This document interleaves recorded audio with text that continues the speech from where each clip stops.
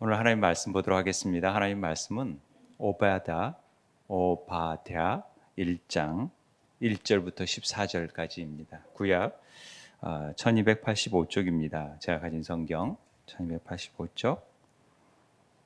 오바댜가 어디 있는지 찾기가 어려울 텐데 1285쪽 이렇게 보시면 됩니다.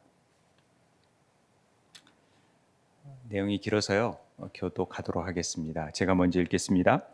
오바댜의 묵시라, 주 여호와께서 에돔에 대하여 이와 같이 말씀하시니라.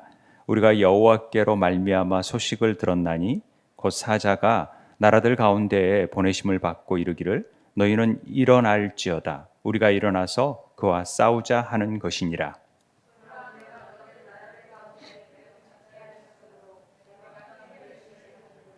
너의 마음의 교만이 너를 속였도다. 바위 틈에 거주하며 높은 곳에 사는 자여, 내가 마음에 이르기를 누가 능히 나를 땅에 끌어내겠느냐 하니,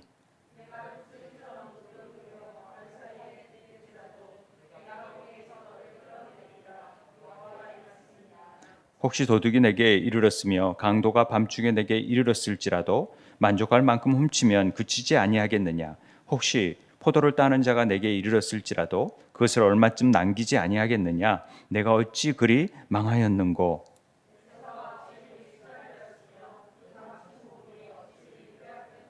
너와 약조한 모든 자들이 다 너를 쫓아 변경에 이르게 하며 너와 화목하던 자들이 너를 속여 이기며 내 먹을 것을 먹는 자들이 내 아래에 함정을 파니 내 마음에 지각이 없음이로다.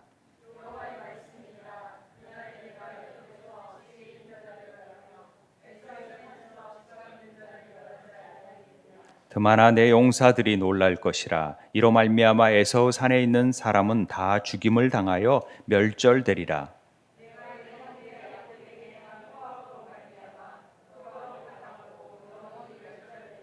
내가 멀리 섰던 날 곧 이방인이 그의 재물을 빼앗아 가며 외국인이 그의 성문에 들어가서 예루살렘을 얻기 위하여 제비 뽑던 날에 너도 그들 중 한 사람 같았느니라.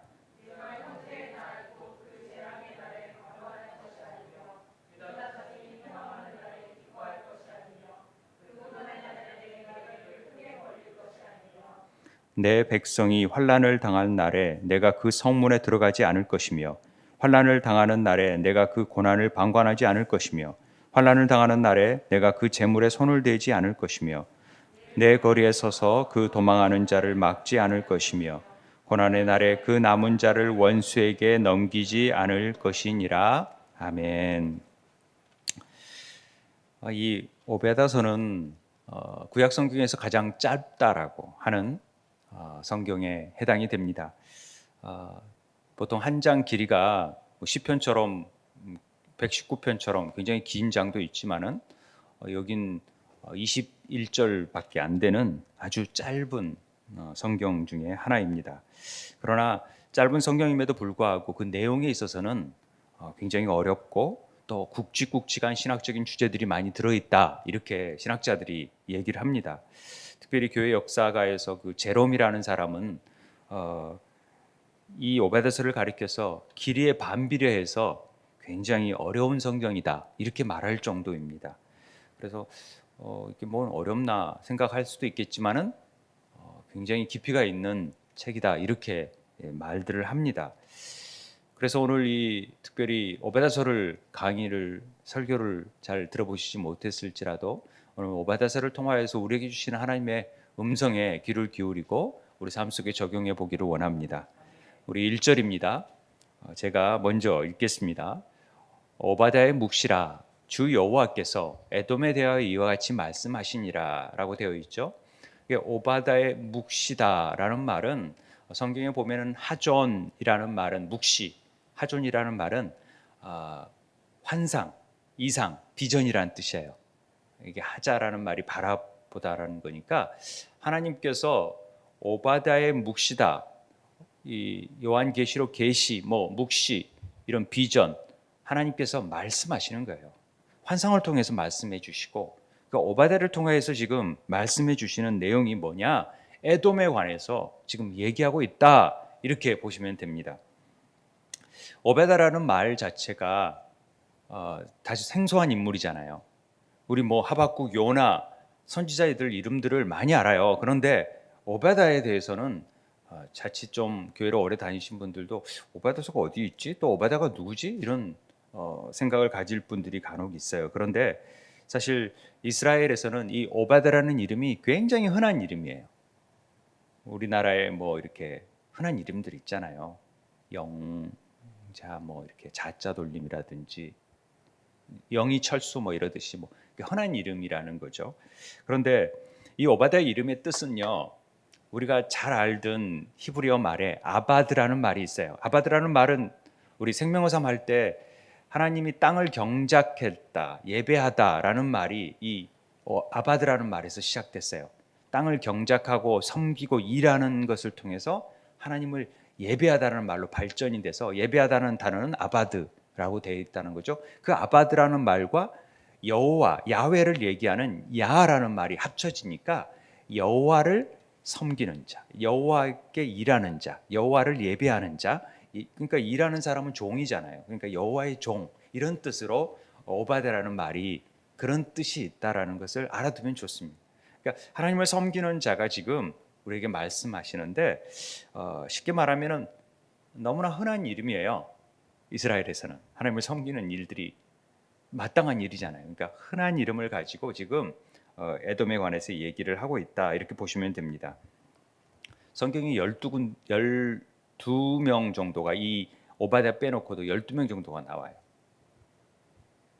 우리가 들어보셨는지 모르겠지만 열왕기 상에 보면은 대표적인 인물이 아합 왕국 맡은 자라서 오바다가 있었는데, 그가 여호와를 지극히 경외하는 자였는데 선지자들 다 죽이려고 하니까 100명을 꺼내 와서 50명씩 막 떡과 물을 먹여서 살렸던 아주 경건한 신하 중에 오베다라는 인물이 있어요. 근데 그 인물과 이 인물은 동일한 인물이 아니에요. 그런데 제가 같다라는 설교를 들은 적이 있을 만큼 막 착각하는 분들이 있더라고요. 그런데 그 인물과는 아니다. 그리고 시대적인 것도 다르잖아요. 그러니까 오바다에 대해서는 이 사람이 누군지, 어떤 가문인지, 또 어떤 배경에서 나왔는지를 전혀 알 수가 없어요. 그리고 유독 에돔에 관해서만 지금 오롯이 증거하고 있잖아요. 그러니까 이 부분에 대해서 의아해하는 분들이 많죠. 왜냐하면 모든 선지사들은 누구를 중심으로 얘기하는 거예요? 남유다나 북이스라엘에 대해서 관심이 있는 거예요. 하나님의 관심은. 그래서 거기에 대해서 쭉쭉 얘기하다가 주변의 나라들에서 가끔 얘기를 할 뿐인데, 그 주변의 나라들도 하나님이 이 역사의 주관자라는 것을 가르쳐주기 위해서 주변의 얘기를 꺼내는 거죠. 뭐 바벨론, 에돔, 모압 뭐 이런 다 열방에 대해서 얘기하잖아요. 그런데 오바댜서는 오롯이 에돔에 그만 얘기를 하고 있는 거죠. 성경 전체가 물론 짧은 장이지만은 따로 띄어서 굳이 이럴 필요가 있을까? 왜냐하면은 에돔에 관해서는 이사야에서도 그렇고 아모스도 그렇고 말라기에서도 그렇고 다 에돔에 대한 경고, 에돔에 대한 심판에 관한 내용들이 성경의 곳곳에서, 에스겔서에서도 나오고 다 곳곳에서 나와요. 그런데 오바댜라는 선지자가 유독 이 하나님의 묵시 받은 내용을 따로 성경으로 딱 구별해서, 선지서로 구별해서 나온 이유가 뭘까에 대한 부분이 어려운 부분이에요. 그래서 어렵다라는 얘기를 하고 있는 것이죠. 그러면 우리가 이 에돔이라는 의미를 조금 더 생각해 보겠습니다. 에돔이 어떤 나라인지, 또 어떤 배경을 가진 건지 우리 잘 알잖아요. 에돔은 누구의 별명이에요? 에서의 별명. 그러니까 에서의 후예들이 에돔을 세운 거죠. 에돔이라는 말이 북다라는 뜻인데, 어찌됐든 에돔은 야곱의 형이잖아요. 에서가 장자권을 에서가 누구에게 팔아요? 야곱에게 팥죽 한 그릇에 팔아요. 그랬던 에서, 그 에서가 에돔 세일산에 가서 거주하게 되고 많은 후손을 남기죠. 그런데 이 어디에 거주하냐면은 에돔이 지금 사해 아래쪽에 거주하고 있는데, 이스라엘이 출애굽할 때 이 에돔 지역을 지나가려고 해요. 굉장히 그 길이 빠르니까, 왕의 대로가 있으니까 그쪽으로 지나가려고 하는데 에돔이 노하는 거죠.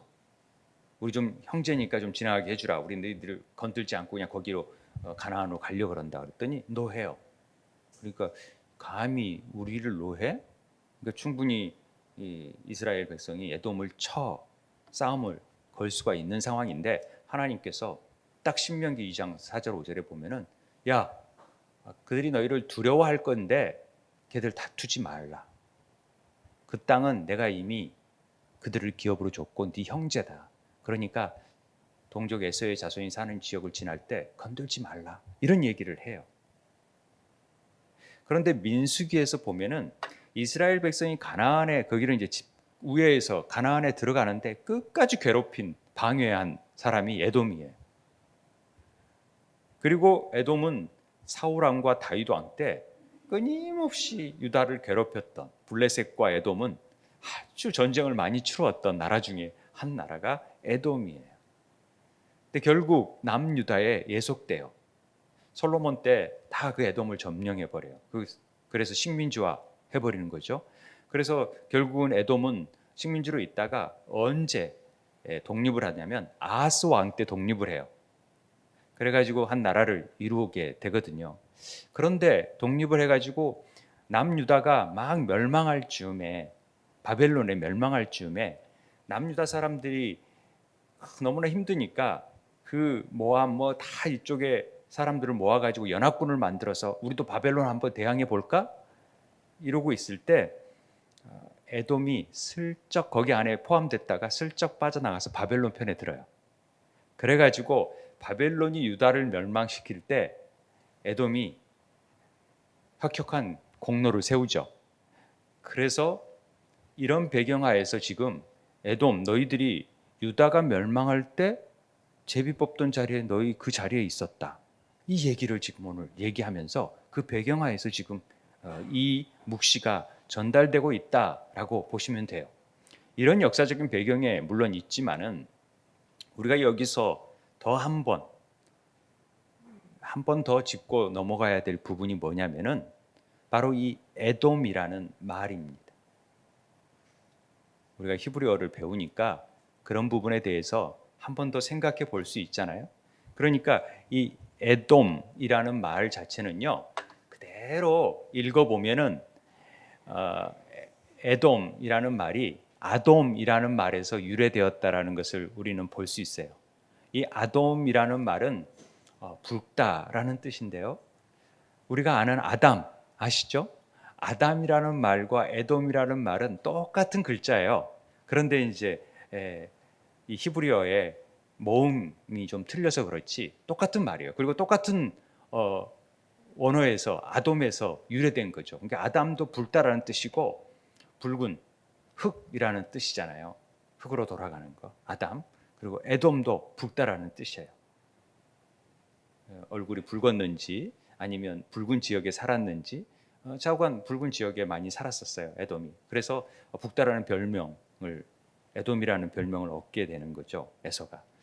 그러니까 에돔에게 지금 얘기하는 것은 다른 의미로 보면은 아담에게 얘기하는 것과 별반 다를 바는 없다라는 거죠. 그럼 우리가 어떻게 한번 더 유추해 볼 수 있냐면 지금 하나님께서 에돔 하나에게만 얘기하는 것이 아니라 오바다라는 그냥 지극히 평범한 이름, 하나님을 섬기는 자를 통하여서 하나님은 누구에게 얘기하냐면은 아담의 후예들에게 지금 말씀하고 계신다. 지금 묵시를 표현하고 계신다라고 보시면 돼요. 이해되십니까? 그러니까 모든 이들에게 적용될 수 있는 것이지 에돔에게만 적용되는 얘기가 아니다라고 볼 수 있다라는 것이죠.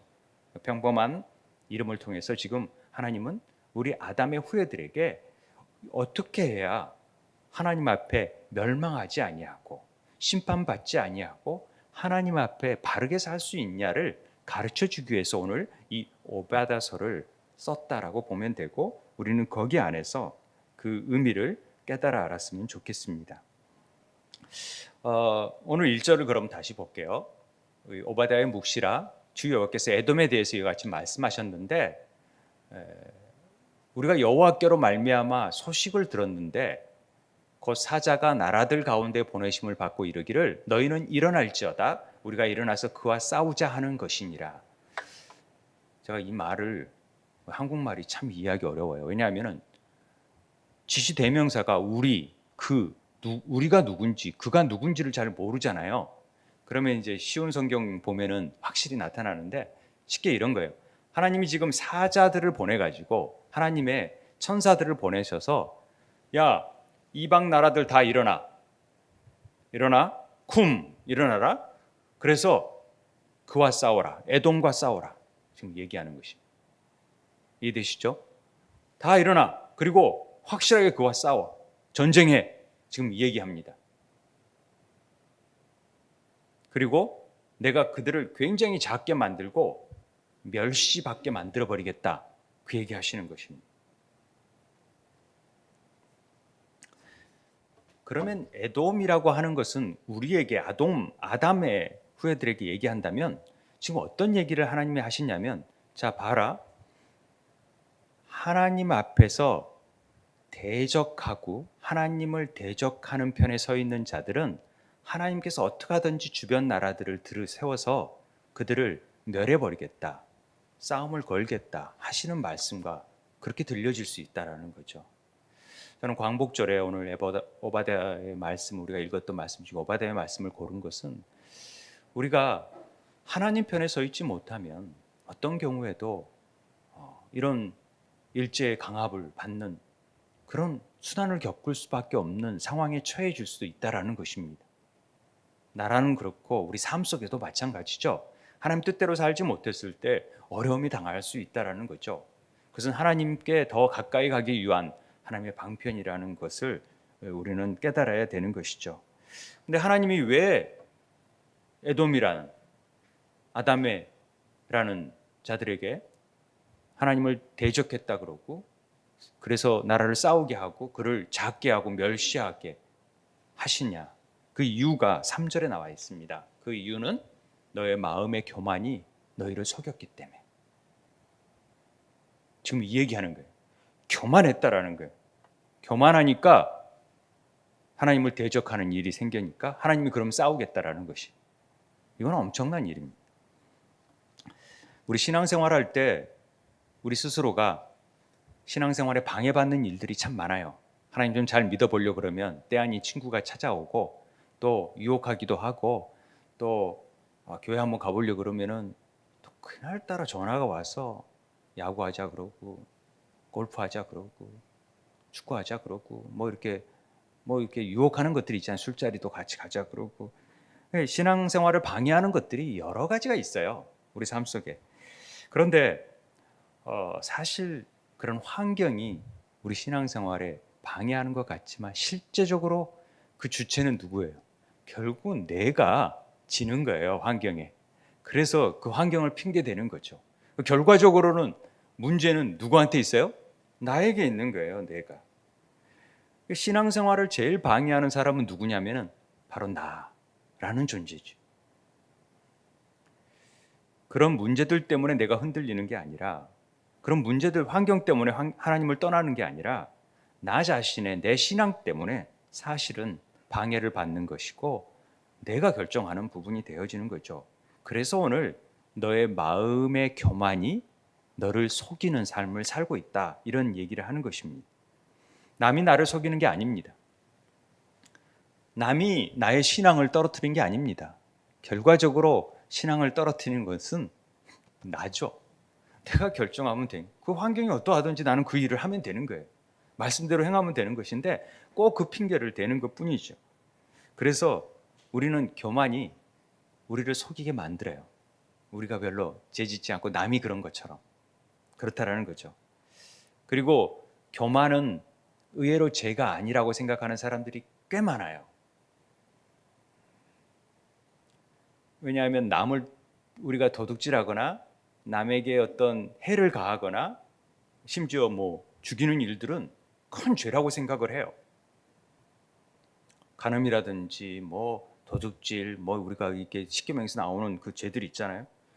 근데 교만은 그렇게 죄가 아닌 것처럼 보이잖아요. 그런데 성경은 오히려 그런 죄보다도 더 훨씬 강한 게 교만이라고 얘기를 해요.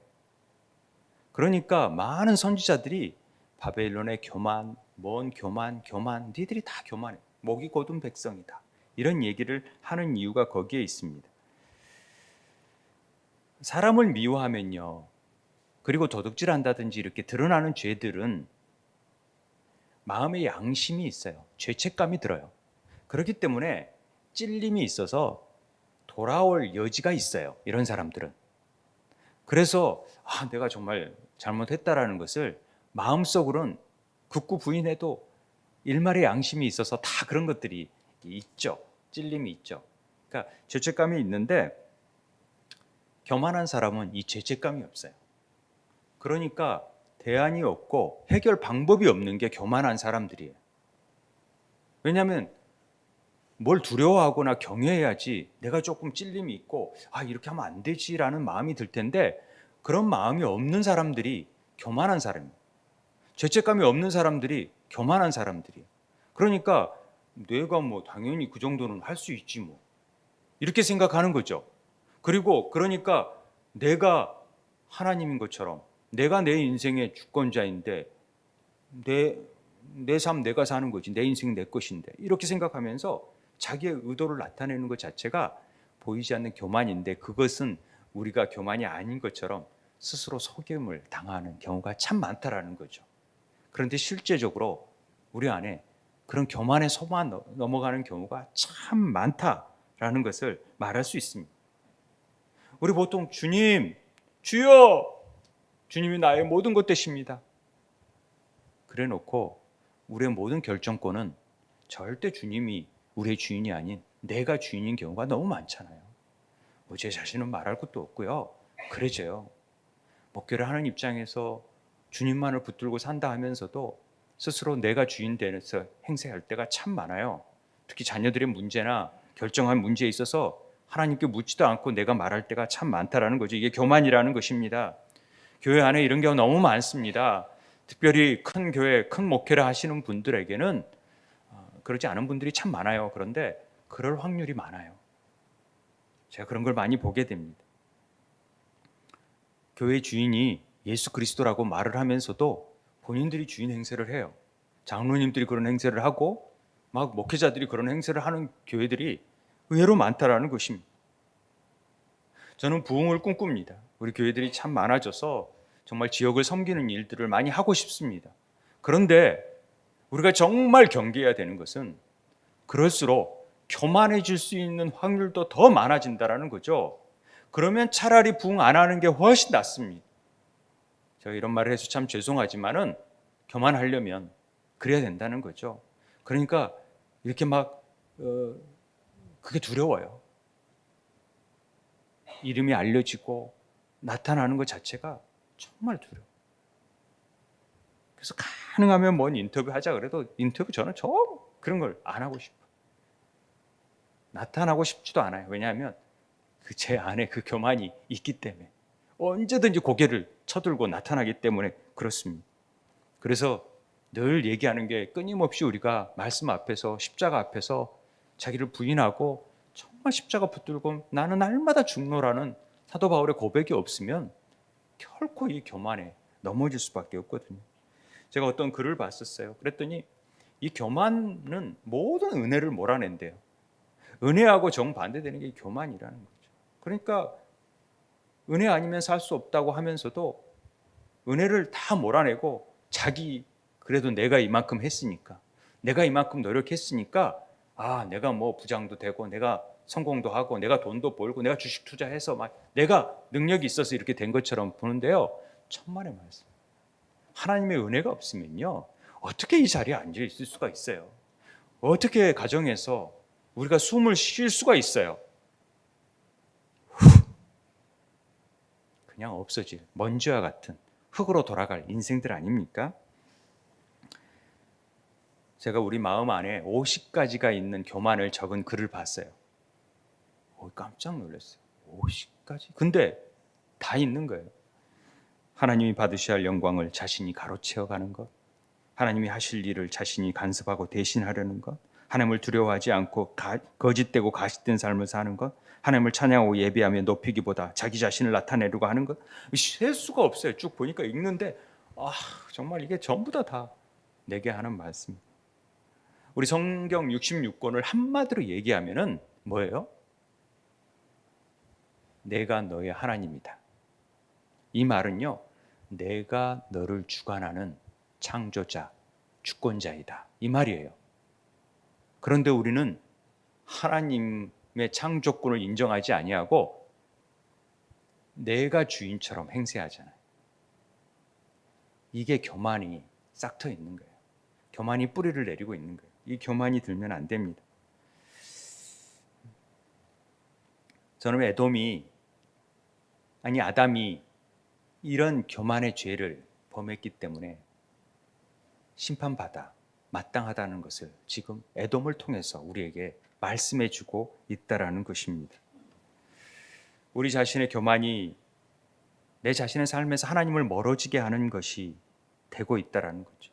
그러니까 우리가 하나님을 멀어지게 하고 지금 우리가 주저앉아 있는 원인이 사실은 질병이나 또는 어떤 나쁜 사람들, 외부 환경이 아니라 실제적으로 나 때문에 이런 일들이 벌어지고 있다라고 생각하시면 됩니다.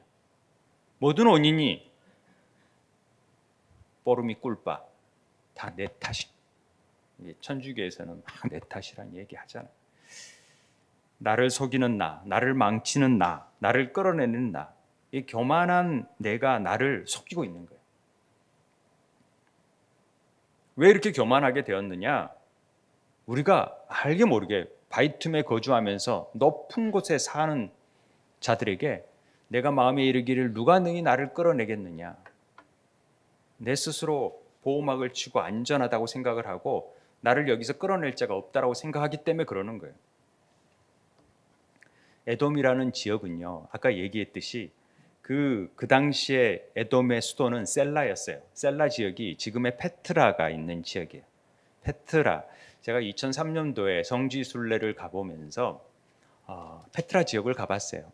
제가 제일 기억에 남는 장면이 이스라엘은 별로 볼 것도 없고 그런데 요르단의 이 페트라 가서 굉장히 기억에 남아요. 어떤 지역이냐면 제가 사진을 갖다 골랐던 사진을 제가 골라봤는데 이 좁은 막 어떻게 이런 요새 계곡 안에 이 막 말 하나나 다닐까 하는 그 도로를 쭉 들어가 보니까 기가 막힌 성이 있어요. 그리고 이런 요새가 이 천연 요새다 할 수 있을 만큼 그 붉은 바위 안에 막 그러니까 거기 에돔이 거기에 거주한 거죠. 그러니까 여기를 침범할 나라들이 없어요. 어떤 속담에 그 속담을 얘기하는데 그곳에서 12명만 군사가 있으면 어떤 대적이 오더라도 다 막을 수 있대요. 왜냐하면 너무 좁기 때문에 딱 지키고 있으면 그만큼 요새라는 거죠. 그러니 누가 끌어내겠어요. 그렇다는 거죠. 우리 스스로가 이런 자만을 가질 때가 많아요. 내가 이 정도 했는데 누가 나를 감히 건드려? 그럴 수 없다라는 거죠. 내가 이 정도 돈이 있는데 누가 내가 뭐 어떤 일이 와도 내가 뭐 끄떡없지 뭐 이렇게 생각하는 자들이 있다라는 것입니다. 그것뿐만이 아니에요, 사실은. 우리 안에 높아져 있는 견고한 그 울타리들을 막 스스로의 울타리들을 만들어 놓고 이게 안전하다고 생각할 때가 있어요. 그러니까 어떤 거냐면 내가 아버지가 조금만 부모님이 나한테 재산만 좀 물려줬으면 내가 이렇게 안 살 텐데 내가 인물만 조금만 더 됐더라도 내가 한 가닥 했을 텐데 코만 좀 높았어도 키만 제가 컸어도 이런 데 아니죠. 막 이런 얘기하는 사람들 있잖아요. 제가 왜 이렇게 내가 조금만 건강했더라면 내가 이러지 않았을 텐데 내가 조금만 가방끈이 길었다면은 내가 유학만 갔더라면 내가 이렇게 안 살 텐데 내가 10년만 젊었더라면 이렇게 살지 않았을 텐데 내가 좋은 배우자만 만났다면 이렇게 살지 않았을 텐데 이런 것들이 전부 다 자기 자신을 속이고 있는 거예요. 그러면서 스스로 나는 괜찮았었는데 이런 환경이 이래서 내가 그랬다라는 생각을 갖기 쉽다라는 거죠. 이게 보이지 않는 교만이 사실은 지금 이렇게 앉아 있는 것 자체가 얼마나 하나님의 은혜인, 하나님이 그런 은혜 주어지지 않으면 어떻게 우리가 견뎌요? 한순간에 망해져 버릴 존재들 아닙니까? 하나님의 입김, 콧김 한 번이면은 다 없어져 버릴 존재예요. 그런데 뭐가 그렇게 잘났으면 뭐가 잘났다고 그게 고개를 뻗들고 있는지 모르겠어요. 우리는 하나님의 은혜와 사랑이 아니면 절대로 살아갈 수 없는 존재라는 것을 입으로 고백하는 뿐만 아니라 진짜 그걸 경험해야 돼요. 그래야 믿음의 고백이 되는 것이죠. 오늘 그 교만한 자들을 하나님은 어떻게 하시느냐? 반드시 내가 끌어내려 버리는 거예요. 아무리 높은 곳에 있다 그래도 별 사이에 깃들지라도 저 우주에 있을지라도 하나님이 끌어내려 버리신다. 그리고 뭐 5절, 6절 다 뺏어 버려요. 심지어 뭐 도둑은 가져갈 만큼만 가져가지만 하나님이 없애버리면 깡그리 없애버린다 이런 뜻이잖아요. 아예 다 뺏어버리겠다라는 얘기를 하시는 것입니다. 교만한 자들에게 하나님이 이렇게 대하시겠다라는 것을 우리는 뼈저리게 느껴야 돼요. 수억되는 재산이요? 3, 4대가 가도 끄떡없이로 갔습니까? 한순간에 없어져요. 제가 그런 경우를 많이 봤어요. 8절, 9절 한번 보시면 하나님이 철저히 멸해버려요. 아무리 지각이 있고 지혜가 있다 그래도 다 멸해버리고 다 용사라 해도 멸해버리고 다 죽임을 당해버릴 수 있다는 거죠. 하나님이 하시면 특별히 교만한 자들에게. 우리 일제 36년 동안 사실 많은 어려움을 겪은 것은 그 한 말에 정말 우리가 교만했던 것 같아요. 하나님도 알지도 못하고 천주교 핍박하면서 세국 정책을 통해서 그 고집들이 있었잖아요. 그런 것들을 하나님이 깨트리셔서 이 나라가 이렇게 발전하고 나라가 세울 수 있었다는 것은 하나님의 큰 은혜가 아닐 수 없습니다. 그렇잖아요. 우리가 교만하면 안 되죠.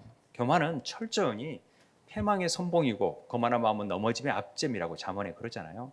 교만하면 절대 안 되는 거죠. 그냥 철저히 하나님만 의지하고 하나님만 믿고 하나님을 높이고 사는 삶을 사는 것이 성공한 삶이고 행복한 삶이고 그게 복된 삶이라는 것을 끊임없이 성경은 얘기하는데도 우리는 그걸 내려놓지를 못하는 거죠.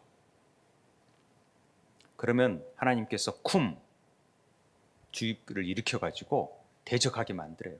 우리는 빨리 하나님 편에 서야 돼요. 하나님 편에 서서 하나님 편에 서야 대적이 싸움이 안 되죠. 그런데 교만한 것만이 죄가 아니라는 것이 지금 오늘 보니까 어떤 내용이 나오면 10절에 네가 내 형제 야곱에게 행한 포악이 있다라는 거예요. 포악이. 그걸 인해서 너도 부끄러움 당하고 멸절당해요. 교만한 것뿐만 아니라 포악했기 때문에. 그 포악이 뭐예요? 제가 보니까 포악은 하마스, 히브리어로 하마스인데 폭력, 난폭, 부당행위, 불법, 악 이런 것들을 저지르는 거죠. 형제에게, 믿는 자들에게,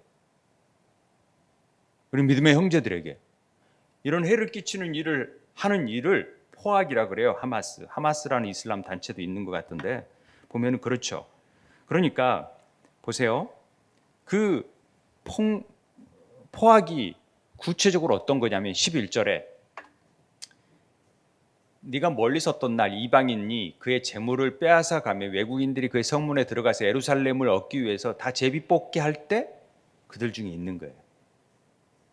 그러니까 정말 어려움 당하고 있는 형제들이 어려움 당하고 있을 때 항상 그 자리에 있었다라는 거죠. 동참했다라는 거죠. 보이지 않게.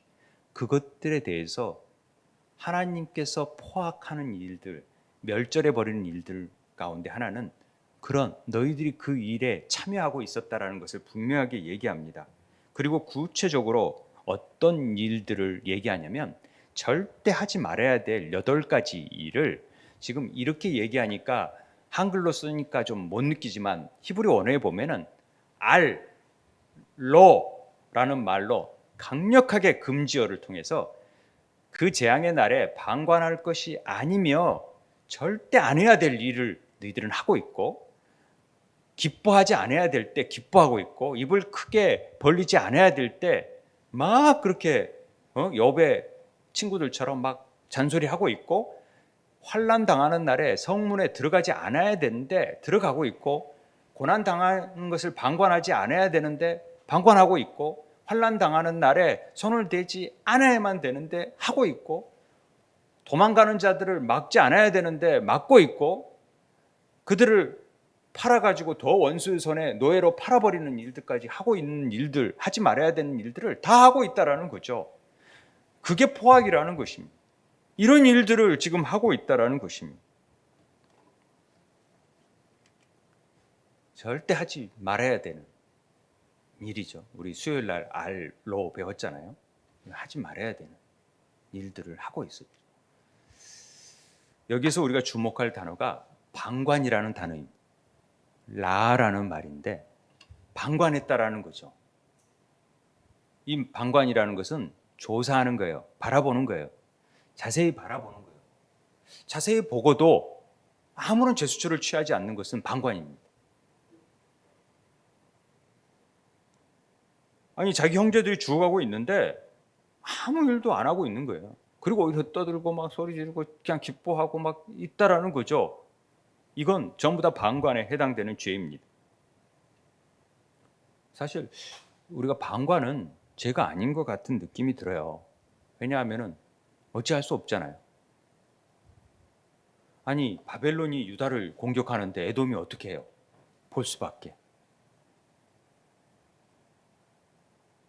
방관이 죄가 아니라고 생각하는 경우들이 참 많아요.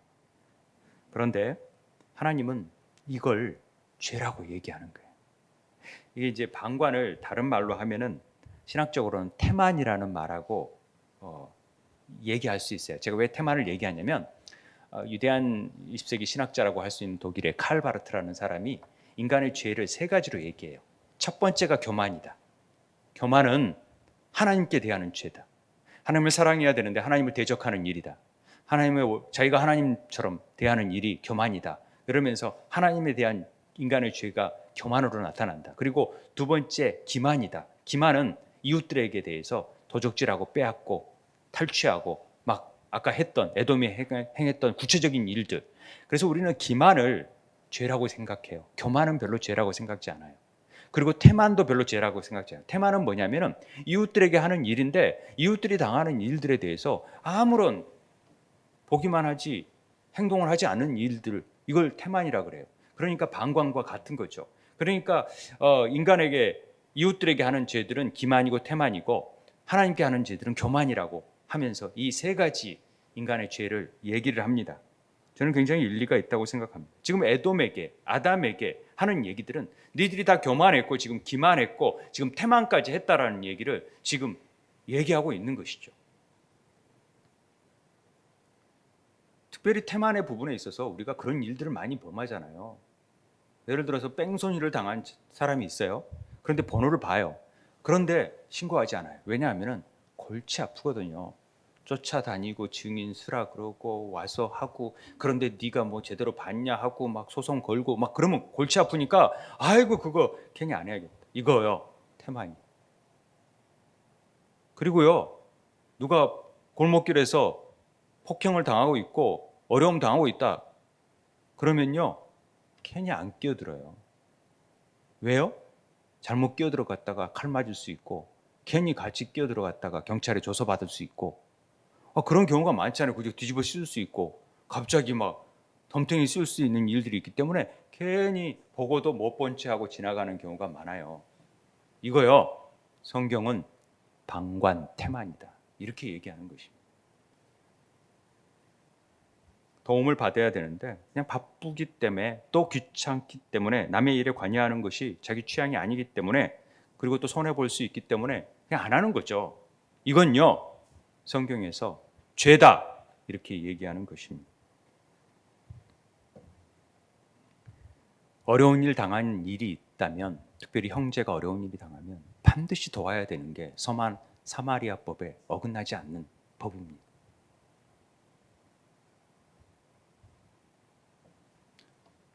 죄를 기만한 것만 죄가 아니라는 것을 지금 얘기하는 거잖아요. 교만과 태만, 방과는 큰 죄다라는 것을 에돔에게 지금 얘기하고 있는 것입니다. 너희들이 지금 그랬다라는 거죠. 교만했고 태만했고 기만했다라는 얘기를 지금 다 하는 것입니다. 형제의 아픔에 대해서 니들 중심, 네 생각으로 너만 보호하기 위해서 스스로 그렇게 했다, 이렇게 생각하는 거죠.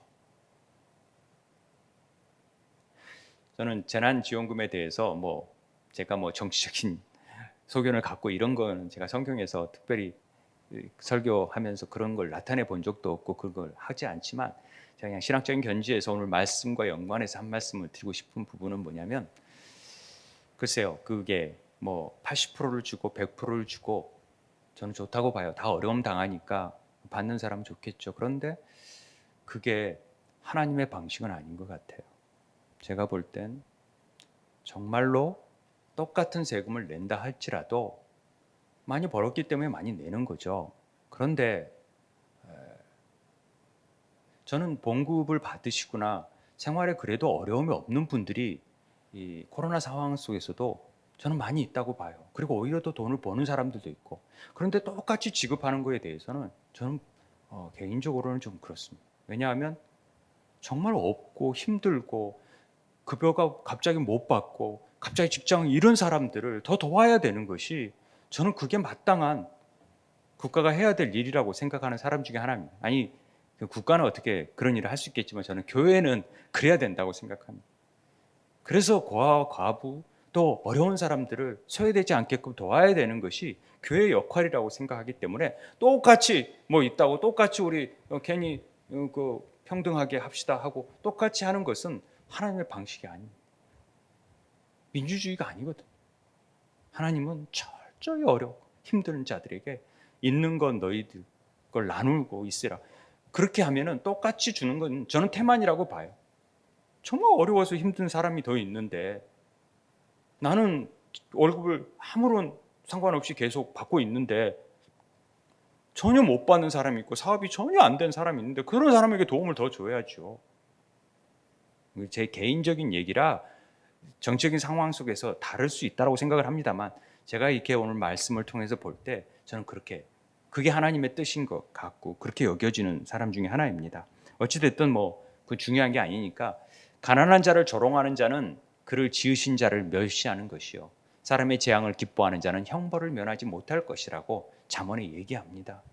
우리 어려움 당하는 이들이 있다면 그것이 내가 당하는 고통처럼 여길 줄 알아야 되고, 그냥 나는 안 당하니까, 나는 이런 어려움이 없으니까 그나마 나는 괜찮다 하고 좀 더 돈을 벌 수도 있고 여행도 다닐 수 있고 그렇지만은, 그렇지 않은 사람들도 좀 생각할 수 있고 그 고통에 함께 동참하고 조금 그 여유가 있다면, 우리가 좀 받는 사람들은 그거 가지고 더 교회 어려운 사람들을 지정헌금이든 헌금을 통해서도 더 나눌 수 있는 그런 삶이 됐으면 좋겠어요. 그래야 정말 더 우리가 살만한 세상이 되지 않겠습니까? 우리가 그리스도 안에서 형제를 돌봐야 된다는 것은 당연한 얘기 아닙니까? 어찌됐든 우리가 혹시나 하나님을 대적하는 일이 없는지, 또 이웃들을 우리가 제대로 잘 돌보고 기만은 안 하더라도, 기만하지는 않더라도 행여 태만한 일은, 그냥 무심코 넘어가는 일은 없는지, 그 고통을 알면서도 우리는 내가 아직 형편이 이러면서 그냥 넘어가는 건 아닌지, 제가 이 말씀을 대하면서 우리 교회가 정말 이 어려운 때 우리는 뭐 하고 있나, 정말 이걸 팔아서라도 좀 돕고 싶고 그런 마음들이 들어요.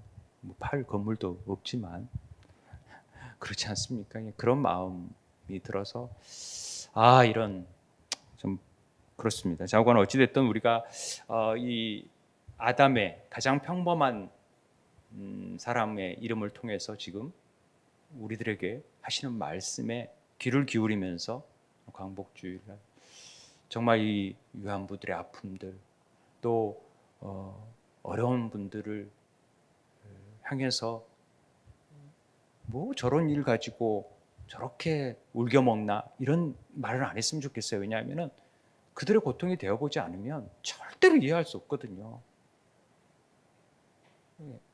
그냥 이해는 못할 망정 그런 말이라도 안 했으면 좋겠어요. 말을 안 하고 기도해주고 열심히 서로 격려해주고 세워줄 수 있는 그런 함께 웃고 함께 울어줄 수 있는 그런 공동체가 되기를 주의 이름으로 부탁드립니다. 우리 함께 기도했으면 좋겠습니다. 오늘 가장 하나님 일반적인 이름을 통해서 지금 우리에게 주시는 말씀을 우리 안에 하나님을 대적한 교만들이 있는지 정말 기만한 일들이 있다면 빨리 그것들을 하나님께 내어놓고 혹시 태만하고 우리가 방관했던 부분들이 있다면 하나님 용서해 주시고 정말 우리가 작은 일이라도 하나님의 이름으로 행할 수 있는 일들을 행하기를 원합니다. 그래서 정말 십자가 붙들고 나아가기 원합니다. 우리 함께 기도했으면 좋겠습니다. 아버지 하나님,